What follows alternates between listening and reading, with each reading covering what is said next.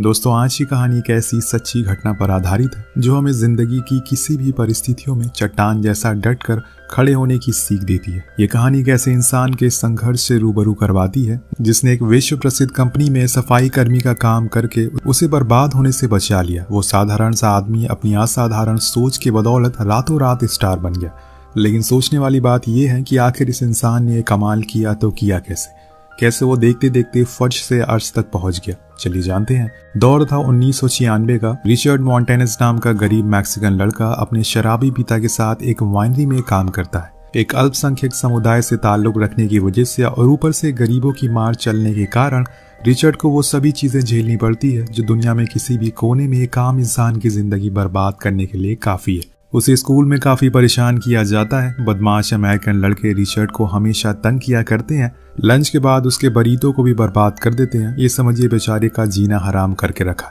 लेकिन रिचर्ड इन सभी बातों को बुरा नहीं मानता। उल्टा वो अगले दिन स्कूल में और बरीतो लेकर जाता है। तो बता दें कि बरीतो एक मैक्सिकन फूड है जिसे वो लोग काफी पसंद करते हैं। और जब यही खाना रिचर्ड स्कूल के बच्चों के साथ शेयर करता है तो सभी उसके दीवाने हो जाते हैं। अब रिचर्ड हर बरीतो के बदले में स्कूल के बच्चों से 50 सेंट लेता था और धीरे धीरे करके उसका ये बरीतो स्कूल में सभी बच्चों के बीच पॉपुलर हो गया। वो सभी बच्चे लंच में अब उसी से बरीतो खरीदने लगे थे, जिसके कुछ दिन बाद रिचर्ड माला माल हो जाता है और उन पैसों को लेकर अपनी गर्लफ्रेंड के लिए एक चॉकलेट खरीदने के लिए दुकान पर पहुंचता है। लेकिन रिचर्ड के हाथ में इतने ढेर सारे पैसे देखकर दुकानदार को वो कोई चोर लगता है, इसीलिए वो उसे पुलिस के हाथों में सौंप देता है। तो यहाँ पर बेचारा रिचर्ड को बिल्कुल भी अंदाजा नहीं था कि उसकी गरीबी और जाति उसके खेल कूद के बचपन को तबाह कर देगी। अब पुलिस को जब मालूम पड़ा कि रिचर्ड एक मैक्सिकन है और फर्जी मुकदमा लगाकर उसे जेल में भेज दिया। पढ़ लिख कर डॉक्टर और इंजीनियर बनने का सपना देखने वाला रिचर्ड अपराधियों की संगत में आकर उन्हीं की तरह एक अपराधी बन गया। समय के साथ रिचर्ड एक हिस्ट्री शीटर गुंडा बन गया और वह ड्रग्स बेचने लगा।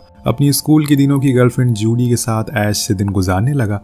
एक दिन जूडी और रिचर्ड का यही प्यार उसकी जिंदगी में एक नया मोड़ लाता है। दरअसल जूडी रिचर्ड के बच्चे की मां बनने वाली है और रिचर्ड को अपनी बेवकूफ़ी जवानी के ऊपर काफी गुस्सा आता है। आगे हम देखते हैं कि दोनों 1982 में शादी कर लेते हैं और 2 बच्चों के माता पिता भी बन जाते हैं।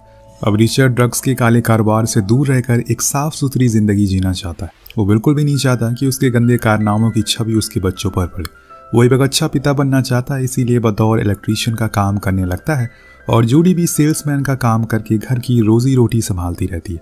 हालांकि इन पैसों से वो अपनी जिंदगी तो बहुत ही ऐशो आराम से जी नहीं रहे थे, लेकिन हाँ, उनकी जिंदगी की गाड़ी जरूर चल रही थी, जिसकी वजह से रिचर्ड की समाज में कोई खास इज्जत नहीं थी। अब एक दिन रिचर्ड अपने पुराने दोस्त से मिलता है और उसे दोबारा गैंग में जोड़ने की गुजारिश करता है, मगर वो सभी ऐसा करने से मना कर देते हैं क्योंकि रिचर्ड अब एक परिवार वाला हो चुका है। उसके पीछे उसके पूरा परिवार की उम्मीदें टिकी हुई है और ऐसे में कोई भी सच्चा दोस्त कभी नहीं चाहेगा कि एक हल्की सी भी गलती की वजह से उसके दोस्त की जिंदगी खराब हो। अब यहाँ पर उसे उसका पुराना साथी टोनी मिलता है जो पहले गैंग का लीडर हुआ करता था, लेकिन अब 2 नंबर का काम छोड़कर एक फूड फैक्ट्री में काम करके सीधा साधा जीवन बिता रहा है। रिचर्ड की हालत देखकर टोनी उसे नौकरी के लिए फैक्ट्री आकर एक एप्लीकेशन फॉर्म भरने के लिए कहता है। अगले दिन सुबह सुबह ही रिचर्ड फ्रीटो लेज नाम की कंपनी में कदम रखता है। ये वही कंपनी थी जिसमें टोनी काम किया करता था। अब रिचर्ड वहां से एक एप्लीकेशन फॉर्म लेता है और इसे भरने के लिए अपने घर लेकर आता है। यहाँ पर पति की तरक्की की दुआ देने वाली उसकी पत्नी जूडी वो फॉर्म खुद अपने हाथों से भरती है और रिचर्ड की एजुकेशन बढ़ा चढ़ा कर लिख देती है। जूडी ने फॉर्म में यह लिख दिया था कि रिचर्ड ग्रेजुएट है और उसने अपनी पूरी पढ़ाई सैंटो बर्नांडिस हाई स्कूल से की है, मगर हकीकत में रिचर्ड कभी स्कूल में पढ़ा तो छोड़िए, स्कूल के बगल से भी नहीं गुजरा।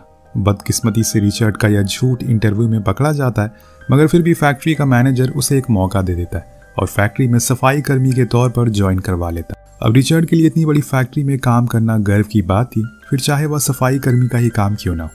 एक अल्पसंख्यक समुदाय से ताल्लुक रखने के बाद भी इतनी बड़ी कंपनी में काम करना रिचर्ड के लिए खुद बड़ी बात थी। वो कंपनी में केयर टेकर के तौर पर काम तो कर रहा था, लेकिन मशीनों से जुड़ा उसका प्यार उसके अंदर साफ साफ झलक रहा था। उसके हाथ में झाड़ू जरूर था, लेकिन जहन में उसी झाड़ू पर बैठकर ऊंचाई को छूने के थे। उसे मशीनों से बेहद लगाव था और मौका पाते ही उनके बारे में जानकारी बटोरना बिल्कुल भी नहीं भूलता था। दरअसल वो मशीन को ऑपरेट करना चाहता था, लेकिन उसके हाथ ऐसे कोई मौका नहीं लग रहा था। तभी एक दिन रिचर्ड का सामना मशीन ऑपरेटर क्लारेंस बेकर से होता है। तो जिस तरह हीरे की परख एक जोरी को होती है, ठीक उसी तरह बेकर भी रिचर्ड को देखकर ये समझ गया था कि उसके अंदर काम करने की भूख नहीं बल्कि सीखने की भूख है और क्लारेंस एक गुरु की तरह मौका मिलते ही उसे मशीन के बारे में सारी जानकारियां देने लगता। अब जब भी मौका मिलता है तो रिचर्ड अपना काम खत्म करके तो क्लारेंस से मशीन के सारे दाव पेच सीखता है और कुछ इसी तरह से दोनों की दोस्ती बढ़ गई थी। एक दिन रिचर्ड जब क्लारेंस से मशीन को लेकर कुछ जवाब तलब कर रहा होता है, तभी वहां पर टोनी आ जाता है और उसे कैफेटेरिया में जाकर समझाता है कि हम सभी निचले स्तर के कर्मचारी हैं, हमें बड़े अधिकारियों की संगत में आकर अपनी नौकरी को खतरे में नहीं डालना चाहिए। क्लारेंस इस पूरी फैक्ट्री का सबसे एक्सपीरियंस मशीन ऑपरेटर है, लेकिन जातिवादी होने के कारण पिछले 15 सालों से उसका प्रमोशन अभी तक प्लांट मैनेजर के तौर पर नहीं हुआ। लेकिन रिचर्ड उन लोगों में से नहीं था जो अपनी जिंदगी एक झुग्गी झोपड़ी में बिता दें। उसके सपने तो पेप्सी कॉर्पोरेशन और सीईओ रॉजर एनरिको की तरह बड़े थे और इसीलिए वो अब क्लारेंस से मिलने का कोई भी मौका अपने हाथ से नहीं गंवाता था। यहाँ रिचर्ड क्लारेंस से और अधिक नजदीकियां बढ़ाने के लिए उसे मैक्सिकन फूड का लालच भी देता है। ये सब देखकर क्लारेंस रिचर्ड के इरादे को भांप लेता है और चाणक्य की तरह उसका गुरु बनकर उसे सब कुछ सिखाने में पूरी मेहनत करता है। रिचर्ड के अंदर सफलता पाने की इतनी अधिक भूख थी कि वो फैक्ट्री के लिए जल्दी निकल जाता था और देर रात तक घर लौटता था। वो अपनी मेहनत और लगन के बल पर रिचर्ड को एम्प्लॉय ऑफ द ईयर का अवार्ड भी मिलता है। लेकिन दोस्तों, जिंदगी इतनी भी आसान नहीं होती। अगर अच्छे दिन खुशियां देते हैं तो बुरे दिन आपका इम्तिहान भी लेते हैं। तो बुरे दिन आपका इम्तिहान लेने के लिए जरूर आते हैं। बस कुछ इस तरह से रिचर्ड और फ्रीटो लेस के साथ भी हुआ। असल में इस घटना के कुछ दिनों बाद अमेरिका में तख्ता पलट होता है और रोनाल्ड रीगन ने अमेरिका के नए राष्ट्रपति बनते हैं। अमेरिका आर्थिक मंदी से गुजरने लगता है, जिसका असर फ्रीटो को भी देखने को मिलता है। अब ना चाहकर भी कंपनी को अपने अधिकतर वर्कर को निकालना पड़ता है। हालांकि रिचर्ड अपनी नौकरी बचाने में कामयाब हो जाता है, लेकिन उसके काम के घंटे कम कर दिए जाते हैं। अब जो कि काम में काफी कमी आ गई थी, जो लोग बचे थे, इसीलिए रिचर्ड अपनी मर्जी से कंपनी के दूसरे डिपार्टमेंट में भी काम करने लगा था। एक दिन विग्रे डिपार्टमेंट में काम करने के दौरान उसे मालूम पड़ता है कि कंपनी सिर्फ अमेरिकन को अट्रैक्ट करने के लिए ही बाजार में कुछ चुनिंदा फ्लेवर्स बना रही है। उनके पास लैटिनोस को अट्रैक्ट करने के लिए कोई भी प्रोडक्ट नहीं है। अब दिन ब दिन कंपनी की नाजुक हालत को देखते हुए सीईओ रॉजर कंपनी के सभी कर्मचारियों से वीडियो कॉन्फ्रेंस के जरिए बात करते हैं और उनसे गुजारिश करते हैं कि कुछ नया ट्राई करने की सोचें। वो किसी भी नए आइडिया की तलाश में थे ताकि कंपनी दोबारा से मार्केट में अपनी जगह बना सके। अब रिचर्ड ये वीडियो बड़े ही ध्यान से देखता है। वो रॉजर की स्पीच से काफी इंस्पायर होता है। अब उसके लिए प्रमोशन पाने का एक सुनहरा मौका था और रिचर्ड के वो इस मौके को कैसे भूनता है ये तो आपको आगे पता चलेगा। ऐसे ही कई दिन बीत जाते हैं। एक दिन रिचर्ड अपने बच्चों के स्कूल के लिए आया होता है। वहाँ उसके बड़े बच्चे को स्कूल के कुछ बच्चों ने पीटा था, जिस तरह से कभी रिचर्ड को परेशान किया जाता था तो और उसे लैटिनो बोलकर हमेशा उसे उकसाते थे। हालांकि रिचर्ड के छोटे बेटे को इससे कुछ खास फर्क नहीं पड़ता, क्योंकि वो मैक्सिकन होने पर प्राउड फील करता है और कई मैक्सिकन व्यंजन का दीवाना है। अब वो अपने बच्चों का मूड सही करने के लिए उसे मैक्सिकन कॉर्न खिलाता और देखता है कि उसके इर्द गिर्द मौजूद सभी लोगों को मैक्सिकन खाना काफी पसंद था। वो लैटिनो मसालेदार फूड को बड़े ही मजे से लुफ्त उठाते हुए खा रहे थे। बस यही से रिचर्ड को एक आइडिया आता है, वो आइडिया जो आने वाले कल को बदलने वाला था। रिचर्ड ने घर जाकर सबसे पहले अपनी पत्नी जूडी को एक मसालेदार लैटिनो स्नैक्स बनाने का पेशकश की, जिसके बाद वो अपने मसालेदार स्नैक्स से पूरे लैटिनो बाजार पर कब्जा जमाना चाहता था। अब जूडी उसके आइडिया से काफी प्रभावित होती है और उसका साथ देने के लिए तैयार थी। बस फिर क्या था, फैक्ट्री पहुंचकर रिचर्ड ने क्लारेंस की मदद से कुछ स्नैक के सैंपल अपने बैग में इकट्ठा कर लिए और बाजार जाकर ढेर सारे मसाला लेकर एक्सपेरिमेंट करना शुरू कर दिया। दोस्तों, जैसे थॉमस एल्वा एडिसन ने इलेक्ट्रिक बल्ब बनाने से पहले न जाने कितने असफल प्रयोग को झेला था, ठीक वही हाल रिचर्ड का भी था। वो भी अपने घर पर बैठकर जूडी की मदद से मसाले के अनगिनत मिक्सर को ऐसा जायका निकालने की कोशिश कर रहा था जो इंसान की जुबान पर लगते ही उसे अपना दीवाना बना दे। मगर हैरत की बात यह थी कि लैटिनो के बाजार को हासिल करने का यह प्रयोग सिर्फ अकेले रिचर्ड ही नहीं कर रहा था। उसके कई मीलों दूर बैठे फ्रीटो लेस के वैज्ञानिक भी अपनी लैब में कुछ ऐसा ही तैयार कर रहे थे। बस फर्क इतना था कि जहाँ रिचर्ड ये प्रयोग देसी मसालों के साथ कर रहा था और वहीं फ्रीटो के वैज्ञानिक उसे केमिकल के साथ कर रहे थे। और कुछ दिनों की मेहनत के बाद आखिरकार रिचर्ड की मेहनत रंग लाती। उसके मसाले स्नैक को अलग ही रूपरेखा दे रहे थे। एक ऐसा लाजवाब सैंपल तैयार होता है जिसे चखकर उसका बेटा इसका फैन हो जाता है। अब कंपनी अभी भी बुरे दौर से गुजर रही थी। रोजाना सैकड़ों कर्मचारी को काम से निकाला जा रहा था। रिचर्ड अपना आइडिया लेकर मैनेजर के पास पहुंचता है और उसे बताता है कि उसने एक ऐसा लाजवाब मसाला तैयार किया है जो लैटिनो मार्केट को काफी पसंद आएगा। रिचर्ड चाहता है कि मैनेजर उसके सैंपल की बात सीईओ रॉजर से करे, मगर मैनेजर इसके लिए मना कर देता है क्योंकि भरी मंडी के दौर में मैनेजर कोई भी रिस्क नहीं लेना चाहता। क्योंकि उसे डर था कि रिचर्ड का ये नया एक्सपेरिमेंट कंपनी का दिवालिया ना निकाल दे। लेकिन दोस्तों वो कहते हैं ना कि रिस्क है तो इश्क है। बस रिचर्ड भी इसी इश्क में खुमार हो चुका था। वो रॉजर एंड्रिको को अपना सैंपल चखा कर ही मानने वाला था। शाम होते ही वो मैनेजर के कमरे में घुसकर सीईओ के ऑफिस का नंबर चुरा लेता और वहां पर फोन लगाकर सेक्रेटरी से सीईओ से बात करने की गुजारिश करता। अब पहले तो रिसेप्शन पे बैठी सेक्रेटरी दंग रह जाती है, क्योंकि आज तक कभी ऐसा नहीं हुआ था कि कोई कर्मचारी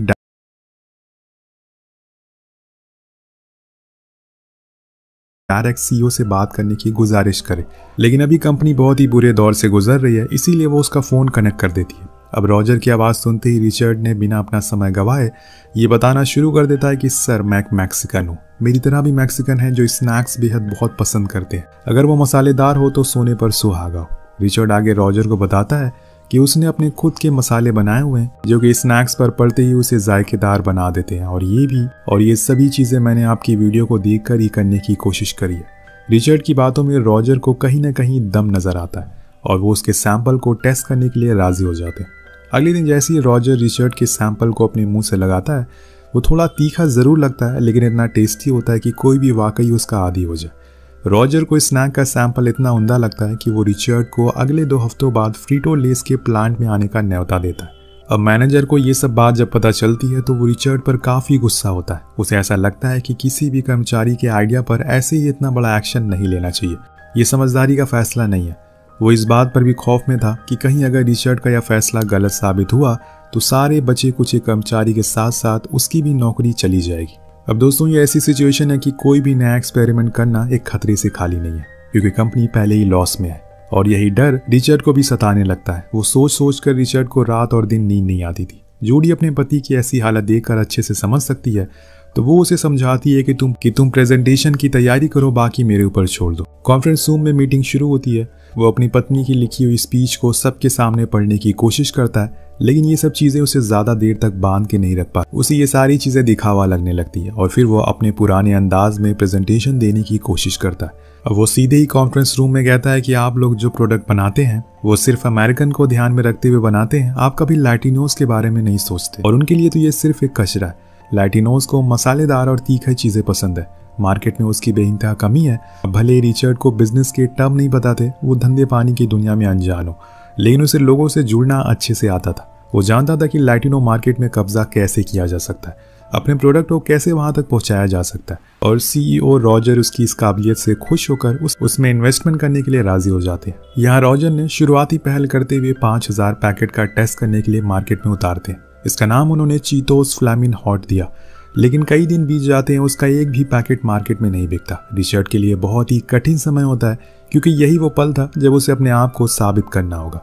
दूसरी तरफ कंपनी के एग्जीक्यूटिव जेम्स फिनले इस एक्सपेरिमेंट को देखते हुए इसे बंद करने का आदेश देते हैं। फैक्ट्री के मैनेजर और रिचर्ड दोनों ही उन्हें काफी समझाने की कोशिश करते हैं, मगर बदकिस्मती से वो नहीं मानते और अब बेचारा उसकी सारी उम्मीदें टूटने लगती है। यहाँ रिचर्ड को अपनी काबिलियत पर शक होने लगता है और जब उसे इस बात का डर सताने लगता है कि कहीं उसकी वजह से कंपनी पर ताला ना पड़ जाए, क्लारेंस एक अच्छे दोस्त की तरह उसे समझाने की कोशिश करता है और कभी ना हार मानने की सीख देता है। अब एक दिन घर पर रिचर्ड अपनी इसी मुसीबत से निकलने की तरकीब सोच रहा था कि तभी उसका बेटा आकर उसे कहता है कि पापा, जब चीटोस फ्लैमिंग हॉट अभी तक टीवी पर एडवर्टाइज ही नहीं हो पाया तो लोग उसके बारे में जानेंगे कैसे, और बिना जाने लोग कैसे उसे खरीदेंगे। मैं भी अक्सर उन्हीं चीज़ों को खरीदने की कोशिश करता हूँ जिन्हें हम टीवी या फिर बाहर कहीं पोस्टर में देख। अब वो ये पल था जब रिचर्ड को अपने बेटे से अपनी आज की सफलता का सबसे बड़ा कारण पता चलता है और वो टोनी और अपनी बाकी पुरानी गैंग के साथ मिलकर चीटोस फ्लैमिंग हॉट के प्रचार में जुट जाता है।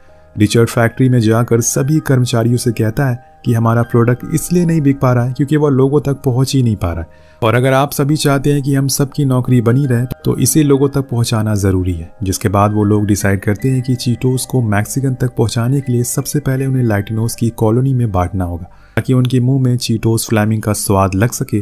अब बचे हुए चीटोस को फैक्ट्री से निकाल कर टोनी और उनकी गैंग लैटिनोस के घर में बांट देती है। समझिए कि पूरे चीटोस को हर जगह बांट दिया जाता है। वही रिचर्ड भी शॉपिंग मॉल में लैटिनोस को रिझाने के लिए उनके सामने चीटोस को खरीदता है, जिससे उनकी सेल बढ़ने लगती है और रिचर्ड का यह प्लान मार्केट में तबाही मचा देता है।